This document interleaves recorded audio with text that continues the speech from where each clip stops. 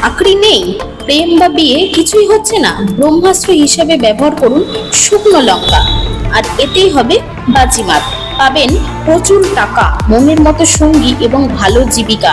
আপনার জীবনে নিয়ে আসবে উন্নতির জোয়ার। তো এই চটজলদি পেয়ে যাওয়া শুকনো লঙ্কার ব্যবহার সম্পর্কে জানবার আগে সাকসেস লাইভ বাংলা চ্যানেলটিকে সাবস্ক্রাইব করে বেল আইকনটা প্রেস করে রাখুন, যাতে সব ভিডিও সবার আগে আপনার কাছে চলে যায়। আমাদের জীবনটা বড়ই বিচিত্র, কখনো সুখ কখনো দুঃখ, এভাবেই চড়াই উতরাইয়ের মধ্যে দিয়ে জীবনটা কাটতে থাকে।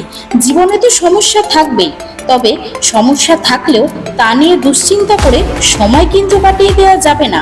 সমাধান আমাদেরকেই বের করতে হবে, আর সমাধান রয়েছে আমাদের প্রত্যেকের রান্না করে। তো চলুন সমাধানটা দেখে নেওয়া যাক। আপনি কি কর্মস্থলে নানান সমস্যার মধ্যে দিয়ে যাচ্ছেন?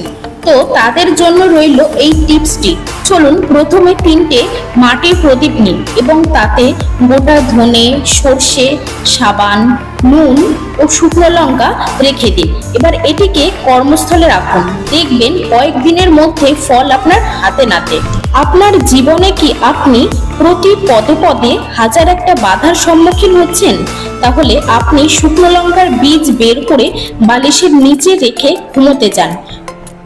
পরের দিন সকালবেলা 7 বার মাথার ওপর ঘুরিয়ে বাইরে ফেলে দিন, দেখবেন আপনার বাধা আস্তে আস্তে কাটতে শুরু করেছে।